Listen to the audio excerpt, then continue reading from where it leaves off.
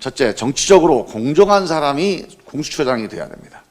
둘째로 검찰개혁의 적임자가 공수처장이 돼야 됩니다.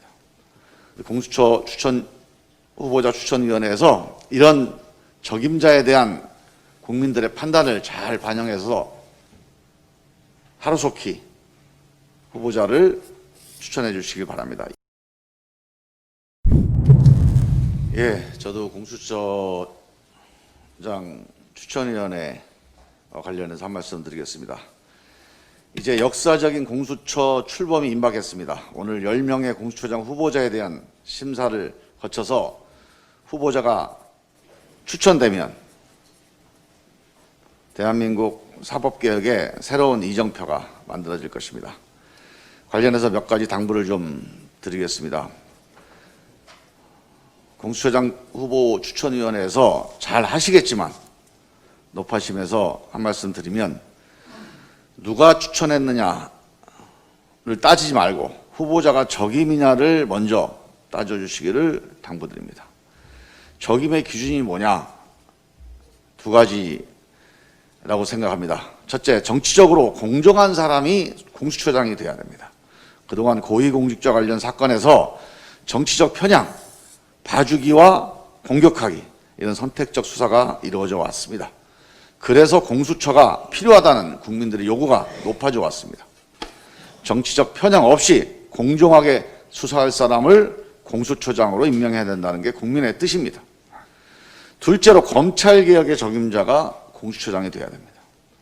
수사 주체의 검찰의 제 식구 봐주기 수사, 이 불신 때문에 공수처를 요구하는 국민의 목소리가 높아져 왔습니다. 검찰과 경찰 등 수사 공권력에 대한 엄정한 수사, 이게 공수처의 핵심 임무입니다. 검찰개혁, 사법개혁에 대한 확고한 신념을 가진 공수처장이 이번에 꼭 임명되기를 바랍니다.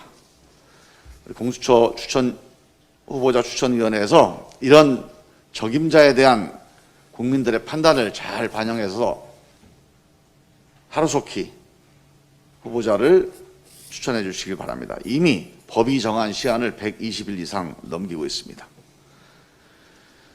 추가로 하나 더 말씀을 드리겠습니다. 윤석열 검찰총장의 장모 그리고 부인에 대한 검찰 수사가 진행이 됐습니다. 아마 검찰 사상 총장의 가족들이 이렇게 복수로 수사를 받는 일은 초유의 일이 아닌가 싶습니다. 나경원 전 의원의 가족들 관련된 수사도 진행이 되고 있습니다. 이 윤석열 총장 가족, 나경원 전 의원 가족에 대한 수사가 관심을 끄는 이유는 조국 전 장관과의 유사성 때문입니다. 법무부 장관의 가족이, 현직 법무부 장관의 가족이 수사를 받았습니다. 그리고 조국 전 장관 딸과 관련된 다양한 수사가 나경원 전 의원의 아들과 관련된 수사와 상당히 유사합니다. 저는 없는 죄를 만들어서도 안 되고 있는 죄를 덮어서도 안 된다는 점을 분명하게 말씀을 드립니다. 이게 검찰이나 언론이 봐주고 싶다고 봐줄 수 있는 사안이 아니라는 점도 분명히 말씀을 드립니다. 이미 조국 전 장관에 대한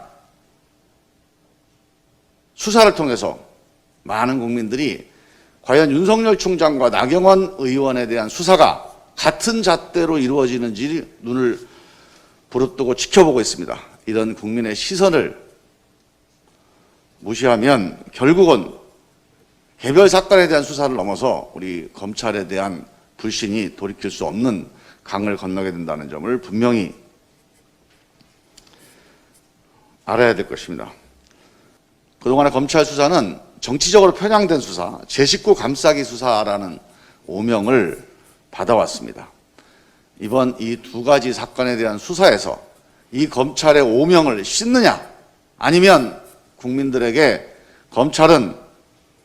현재 검찰은 이 정치적 편향과 제 식구 감싸기 늪에서 벗어날 수 없다는 점을 다시 한번 확인시키느냐 분수령입니다.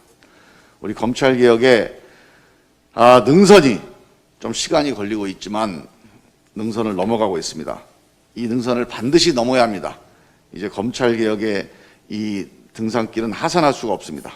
이번 검찰의 수사, 다시 한번 국민들이 엄정하게 지켜보고 있다는 점을 다시 한번 상기시켜드립니다. 이상입니다.